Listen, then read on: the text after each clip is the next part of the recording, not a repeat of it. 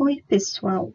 Vamos abordar aqui dois exercícios sobre paraboloides e um último exercício que trabalha o reconhecimento da superfície quádrica a partir de sua equação geral ou reduzida.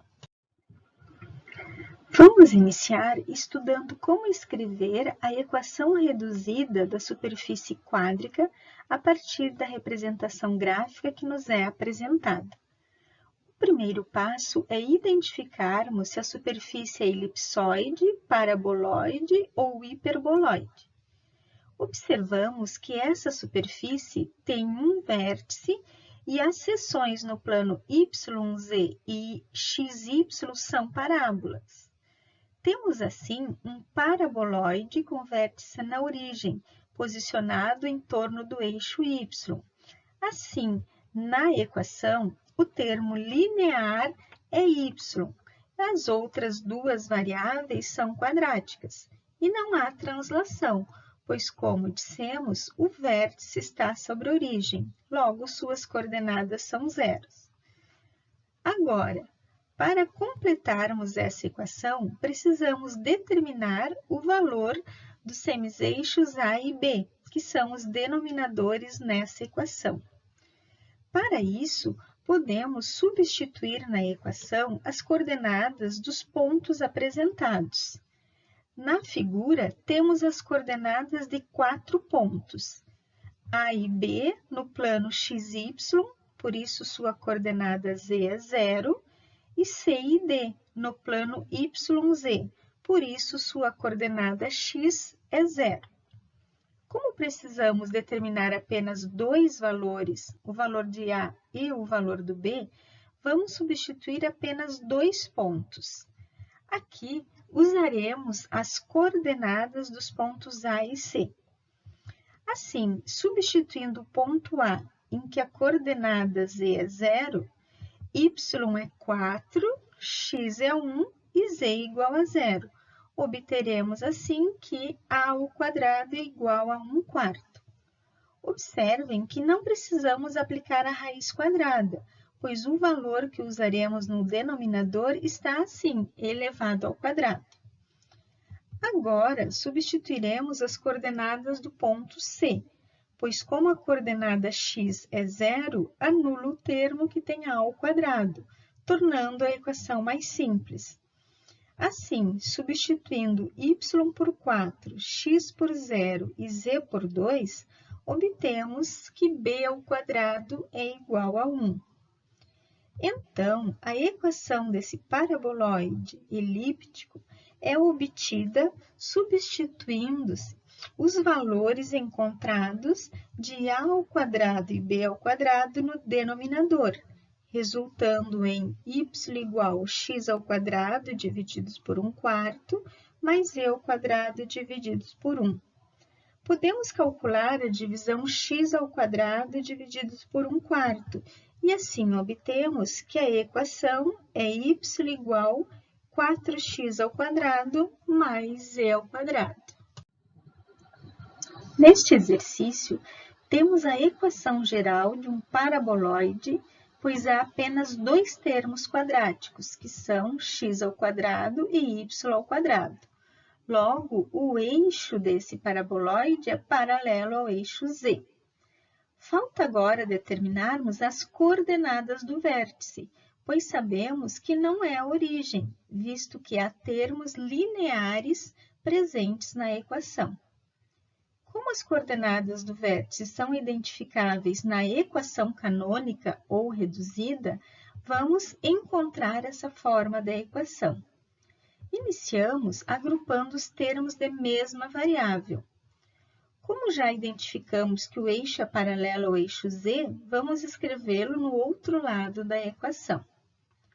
Agora, completamos o quadrado, somando 4 no primeiro parênteses, 9 no segundo e os mesmos valores no lado direito da equação.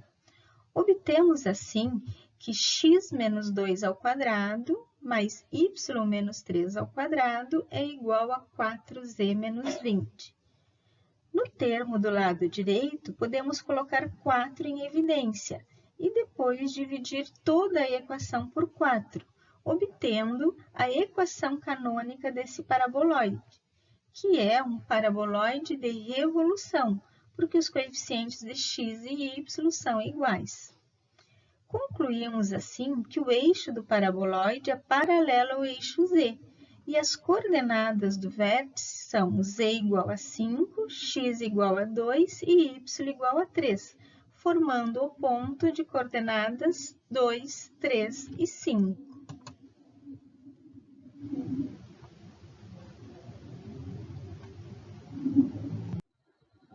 Neste último exercício, vamos procurar identificar o tipo de superfície quádrica que cada uma das equações representa.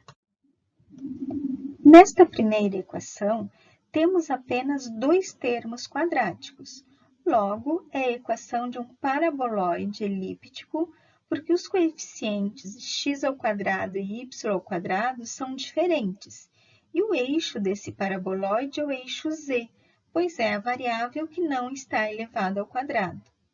Podemos também identificar que o vértice está na origem do sistema, pois não há translações na variável x, y e z. Nesta outra equação, as três variáveis estão elevadas ao quadrado, então temos ou um elipsoide ou um hiperboloide. Notando que o termo y² é negativo, podemos concluir então que é um hiperboloide de uma folha, cuja equação pode ser escrita facilmente na forma reduzida. O eixo desse hiperboloide, centrado na origem, é o eixo y, indicado pelo termo com sinal negativo. Nesta equação, uma das variáveis não está elevada ao quadrado, logo representa um paraboloide. Escrevendo a equação na forma reduzida, notamos que um dos termos quadráticos é negativo. Assim, temos um paraboloide hiperbólico ao longo do eixo z. Nesta outra equação, que já está escrita na forma reduzida, temos três termos quadráticos, e os termos x² e y² têm sinal negativo. Logo, é a equação de um hiperboloide de duas folhas e seu eixo está ao longo do eixo z, pois é o termo que possui sinal positivo na equação. Nesta outra equação, também escrita na forma reduzida, observamos que as três variáveis x, y e z terão termos elevados ao quadrado e todos são positivos. Então, temos a equação de um elipsoide, cujo centro não está na origem, está no ponto de coordenadas 4, menos 2 e 0, pois são as translações aplicadas em cada variável, indicadas em cada termo da equação. No primeiro termo, temos x menos 4, o que indica que 4 é a primeira coordenada do centro. No segundo termo, temos y mais 2, que representa a diferença de y menos menos 2, e assim, menos 2 é a segunda coordenada do centro.